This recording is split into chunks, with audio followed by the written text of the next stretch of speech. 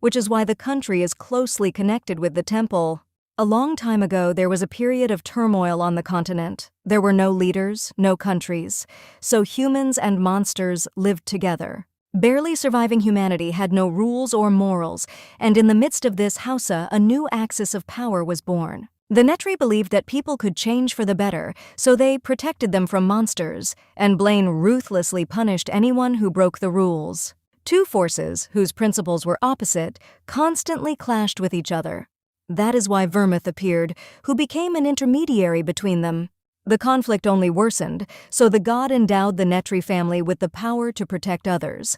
Blaine received the power of submission and punishment, and Vermouth left predictions on 5 tablets. Together with the two families, he founded an empire, and the power given by God is now called the family sword.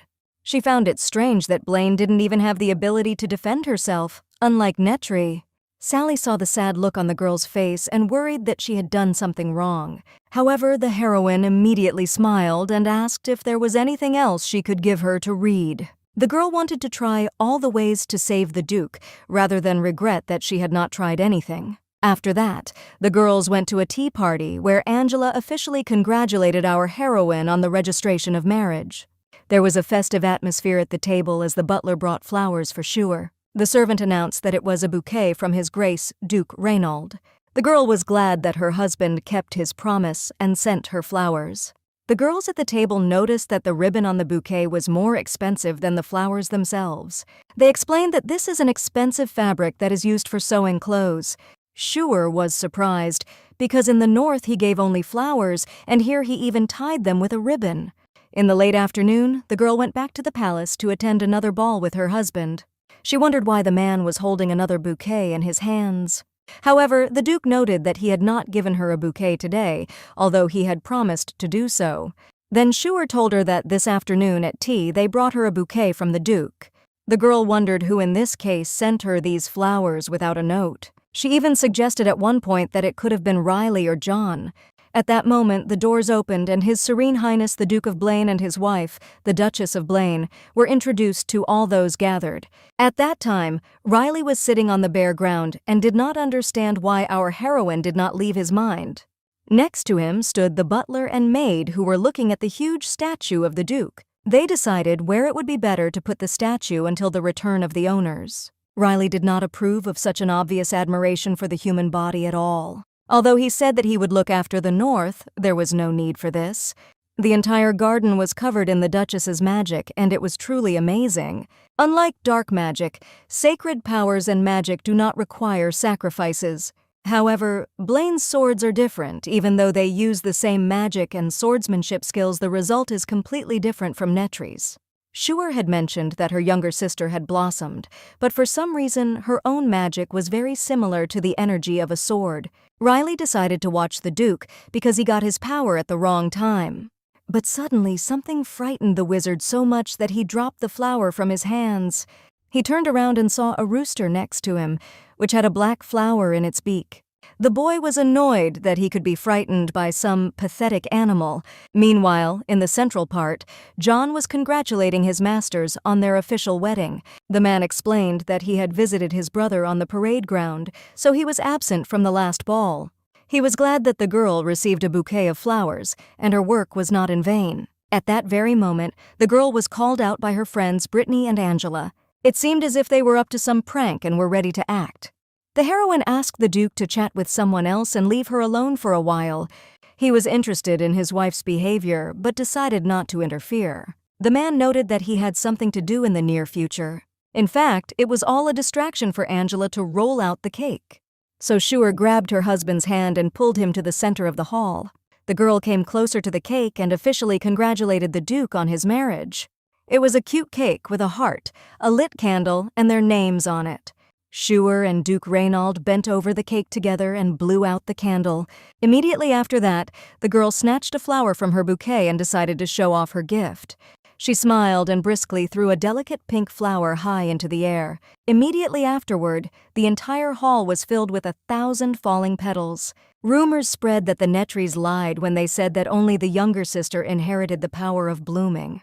Reynold looked carefully at what was happening and suggested that the cake be cut into pieces. The girl agreed with this, but asked not to break her heart in the center.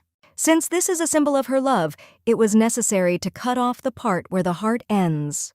The Duke was surprised by such a request and said that even cutting the cake was quite a task. At that moment, the prince came up to them and began to clap loudly, congratulating them on the wedding.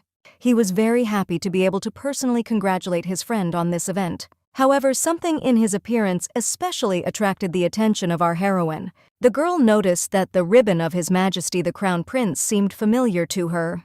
She remembered that her bouquet had recently been tied with exactly the same ribbon. That is why our heroine assumed that this is the official tape of the central region. The prince leaned over to Shuer and asked for her hand in marriage to greet her officially. However, Shuer tucked her hands behind her back and pretended she didn't have them. The prince did not expect such a reaction at all, so he did not know how to react to it. Silence reigned throughout the ballroom. Everyone was waiting for Simon's reaction. After that, the girl said that her own husband should greet her first. Reynald took the girl's hand, brought it gently to his lips, and kissed her gently. All this time, the prince stood next to his outstretched hand and waited for his turn. At that moment, the father of our heroine approached the company and said that it was very rude of her not to respond to the prince's greeting. He approached the girl from behind and put his hand on her shoulder. Instead of greeting her, he immediately began to scold her for not following etiquette. However, Shuer was far from timid, so she boldly threw her father's hand off her shoulder. She cheerfully remarked that the descendants of the Netri family had no manners at all. She jokingly apologized to her father for this behavior and promised him to send a bouquet as an apology. After that, she asked the maid to take this bouquet to the room and instead bring the one that was already there. Father laughed and said that the spouses had a fairly good relationship since they congratulated each other so much. The girl looked at her younger sister and didn't understand why Irina still hadn't said a word. At this time, the Duke communicated with the prince on work topics and discussed the affairs of the north. The prince recalled that the duchy is still part of the Vermouth Empire. The Duke recalled that the treaty was concluded by the previous generation, so they, as descendants, will inherit and continue it. After that, the prince promised his support and offered to ask for help if it was needed. This sounded like a manifestation of care, but in fact it was only an expression of imperial duty. Shuer no longer wanted to talk about political topics, so she grabbed her husband's hand and confessed her love to him. She asked her husband to eat the part of the cake on which her name was written. The Duke immediately carefully grabbed the glove with his teeth and pulled it off his hand. After that, he carefully removed the girl's name from the cake with his finger. And then he licked the cream off his fingertips and asked if she was satisfied. This picture almost stopped the girl's heart. She demanded gloves as a gift. The Duke had already come to terms with her antics, so he silently agreed to give them to her. The assembled people talked among themselves and discussed the behavior of the Duke and Duchess. Suddenly, our heroine unceremoniously jumped into their conversation and offered to try some cake. She walked around the hall and offered to treat everyone present in turn. At the same time, the girl started a casual conversation with each of the guests and smiled brightly. Reynald watched from afar as his wife conversed nicely with the invited guests. Shuer noticed that he was watching her, so she waved her hand. She apologized to her interlocutors and asked for permission to leave for a short time to her husband. After this ball, people began to whisper that the girl was very different from her image from rumors. The heroine ran up to her husband and asked why he was looking at her so intently. Just at that moment, the maid returned and brought the bouquet that had been sent to the girl during the tea party. Even the Duke noticed that the ribbon on him looked like the ribbon of His Highness the Prince. Shuer has noticed that she loves flowers, but only flowers, so she is going to return the bouquet to the sender. After that, she went to Prince Simon and Irina, who were talking to each other. Shuer took her bouquet in her hands and handed it to the crown prince. She said that she was giving this bouquet as an apology, as she had promised earlier. With surprise on her face, our heroine noticed that this bouquet suits the prince more than herself. The girl hoped that Irina would undoubtedly recognize the ribbon with which this bouquet was tied. Angela had even mentioned earlier that such ribbons were used at the imperial court as a sign of secret relationships. The younger sister immediately realized the similarity and noticed that the girl quickly found a similar ribbon. However, the old sister said that she was only returning the bouquet that the prince had given her recently. Simon immediately began to make excuses that the tape had no subtext, and he sent the flowers as congratulations. At that moment, the Duke came up and said that the girl had accepted the flowers because she thought they were from him. The prince admitted his mistake, but still hoped that the girl would be able to accept his gift. However, she insisted on her own and noted that she did not accept flowers if they were not from her husband. Therefore, she was glad that she had found the rightful owner and was returning them to him. The prince also began to make excuses and said that he was not stupid enough to betray his friend and get carried away by his wife. He promised that he would take care of this matter and find out who tied his ribbon on this bouquet. Shuer couldn't fully trust the prince, but she couldn't openly oppose him either, because she hoped that he would become a link between the north and the center. The rest of the evening went well. All the guests rested and talked to each other. Before going to bed, when the maid was combing the girl's hair, she told her about the incident with the bouquet and the prince. This was very strange, because the palace actually hides the sender of flowers only if they don't want to give themselves away intentionally. If the prince was telling the truth, then there were too many suspects in this case. But this only showed how strong they were, because no one attacks the weak from behind. At this time, Reynold returned and asked the maid to leave and leave them alone with his wife. The girl promised that she would definitely put her husband to bed today, and the Duke immediately thought that she had poured something into his drink or mixed it into the cake. The girl noted that she would never do this to someone she loves. Instead, she patiently watched her husband and waited for him to finally undress. The Duke ordered the girl to turn away and not to look at him changing. He even pulled his shirt over her head just so that the girl would not look at him. Our heroine immediately wrapped her arms around her and began to smell the beautiful smell of her husband. The Duke tried to take back his shirt because he didn't want him to lose it. He tried to take her away from the girl, but she did not want to let go of her clothes. The Duke promised to give her something in return when he returned to the north because he needed her in the capital. Shuer promised that she would give it back in the morning, but for now, she wrapped herself in it completely. The girl was worried that her conversation with the prince would spoil the banquet. However, the Duke noted that the situation was better than it had ever been. Shuer noticed that her husband's uniform suited her very well, but he still did not allow her to leave her. After that, the girl asked what plans Reynold would have for tomorrow. She began to rummage through the pockets of her shirt, hoping to find some handkerchief or something. The heroine admitted that she likes the center, but she really lacks the attention of her husband. She expressed her wishes for the man to spend more time with her. The Duke said that he and the prince had an agreement that they would not interfere in each other's internal affairs. If he breaks this promise, the prince will have power over all expeditions, and Riley will be replaced by his wizard. Shuer remembered that in the original, the protagonist, the prince, was not at all interested in the North. If she hadn't interfered with the Duke's emotions, he would have asked the center for help, just like in the novel. The girl thought that she did not want her husband to bow his head to anyone.